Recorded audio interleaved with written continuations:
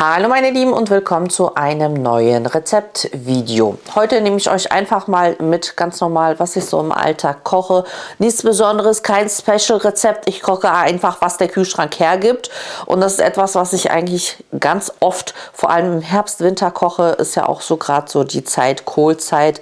Das ist immer egal, ob gerade Spitzkohl im Angebot ist, Wirsing oder Weißkohl, egal was ich gerade da habe. Ich mache daraus sehr gerne einen Eintopf. Den gibt es einmal auch im Türkischen, ja, macht man auch gerne mit Fleisch und aber auch im Polnischen. Und ich mache immer, ihr wisst, ich mache immer so meinen eigenen Mix. Ich halte mich da nicht so nach irgendwelchen bestimmten Rezepten. Ich mache es eigentlich so, wie es am liebsten schmeckt. Und ja, dafür brauchen wir nicht viel. Ihr könnt das Ganze mit Fleisch oder ohne Fleisch machen. Ich nehme zum Beispiel manchmal Hackfleisch, manchmal einfach so gewürfelte Rinderstücke, also so Gulaschfleisch. Aber ihr könnt das Ganze auch vegetarisch bzw. vegan lassen. Ich habe jetzt hier Spitzkohl. Wie gesagt, ich habe immer das, was gerade so ja, im Angebot ist oder was mir gerade so gefällt. Wie gesagt, Wirsing ist auch sehr, sehr lecker dazu. Aber heute haben wir Spitzkohl.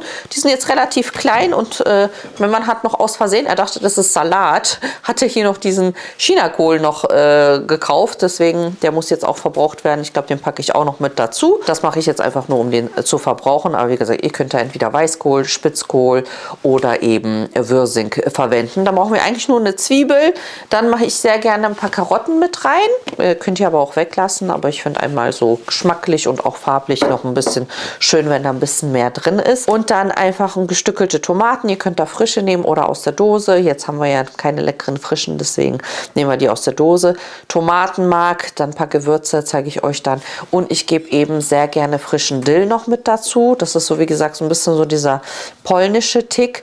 Da nochmal mit dem Dill, finde ich sehr, sehr lecker. Was man noch mit reinmachen kann, mache ich auch sehr oft. Weiß nicht, aber heute lasse ich es, glaube ich, weg, dass ich am Ende noch so ein bisschen Bulgur mit reinmache. Also das ist halt wirklich so, ihr könnt euch da wirklich so austoben und das wirklich so richtig schön eintopfig machen. Was auch noch sehr gut passt, sind ein paar Bohnen dazu, ein paar Kidneybohnen noch mit reinwerfen, so als nochmal als Proteinquelle, falls ihr eben kein Fleisch verwenden wollt oder so. Also da kann man sich echt austoben, aber ja, es ist super simpel. Es ist sozusagen so ein One-Pot-Gericht. Ich mache dazu dann aber entweder Kartoffeln oder Reis oder Bulgur oder Klöße passen auch sehr gut dazu. Ich glaube, heute machen wir ein paar Klöße dazu und das war es dann auch schon. Deswegen kann man das One-Pot nennen. Eigentlich nicht. Eine One-Pot ist ja eigentlich, wo schon so alles ist, wo du noch nicht eine Beilage dazu brauchst. Ne? Also ist so teilweise One-Pot kann man es nennen. Wenn ihr den Bulgur auch noch so ein bisschen dazu reinmacht, dann ist es ein One-Pot. Ja? Dann bräuchtet ihr keine Beilage. Könnt ihr vielleicht noch ein bisschen Brot oder so dazu essen.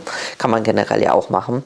Von daher, ja, legen wir mal direkt los. Wir müssen nur ein bisschen schnippeln und dann alles anbraten und köcheln lassen. Das war's. Also wie gesagt, super, super easy.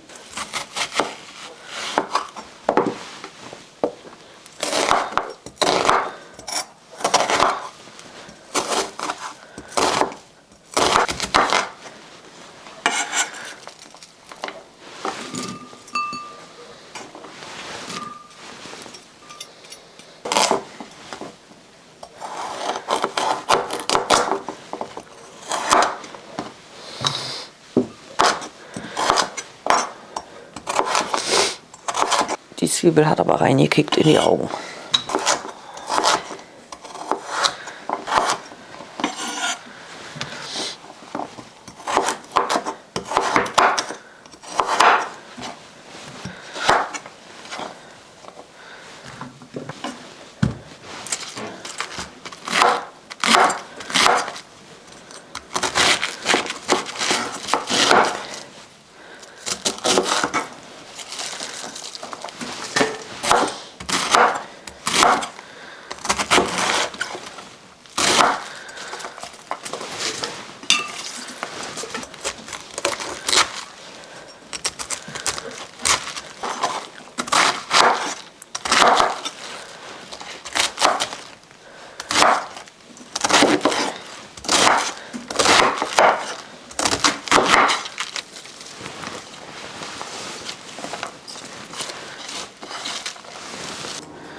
Zum Anbraten nehme ich jetzt etwas Ghee.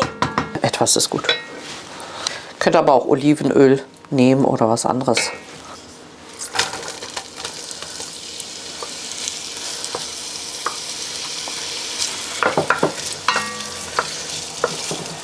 Kurz noch die Karotten rein.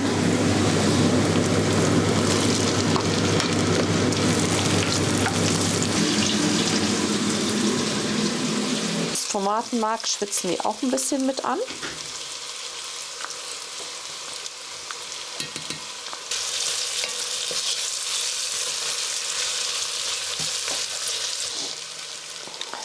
Die gestückelten Tomaten.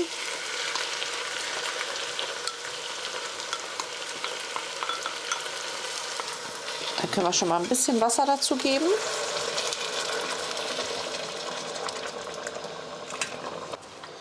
Und den Kohl.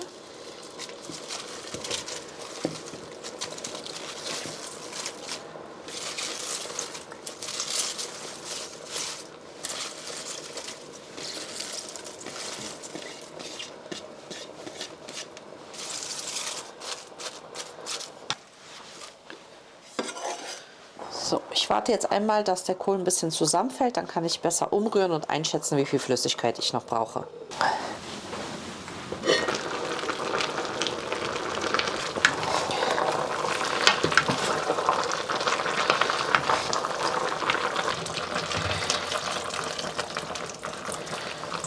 Würzen tue ich das Ganze mit Salz, Pfeffer und Gemüsebrühe. Mehr mache ich da auch nicht rein. Ich finde, das reicht. Ich mache zum Ende frischen Dill rein, aber ich mache auch noch ein bisschen von dem getrockneten mit rein. Ist dann einfach noch mal ein bisschen intensiver. Und jetzt darf das so lange vor sich hin köcheln, bis der Kohl weich ist.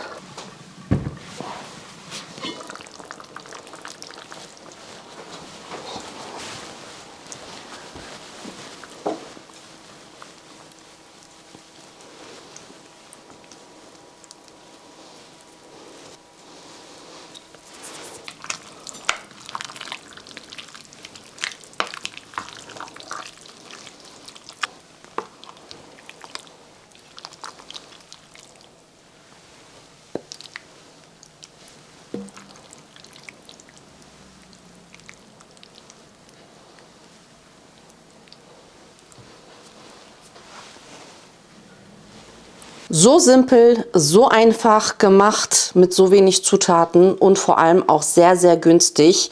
Ein richtig leckeres und deftiges Gericht. Wir essen das super, super gerne. Es schmeckt so, so lecker. Und wie gesagt, ihr könnt das variieren. Ihr könnt Fleisch mit dazu geben oder eben ohne. Ich habe jetzt heute Knödel, Mini-Knödel dazu serviert. Und das lassen wir uns jetzt schmecken. Wie gesagt, ich liebe das. Ich könnte mich da reinlegen. Ein sehr, sehr schönes Gericht mit wenig Zutaten und eben günstig, falls ihr da auch nochmal auf den Geldbeutel gucken wollt. Ihr könnt mir ja gerne mal in die Kommentare schreiben, ob ihr auch öfter solche Kohlgerichte macht, vielleicht irgendwie andere Varianten. Dann lassen wir uns gegenseitig ein bisschen in den Kommentaren inspirieren. Ich schreibe euch alle Zutaten auch nochmal unten in die Videobeschreibung und hoffe, euch hat das Rezeptvideo heute gefallen und ich hoffe, wir sehen uns beim nächsten Video wieder. Bis bald!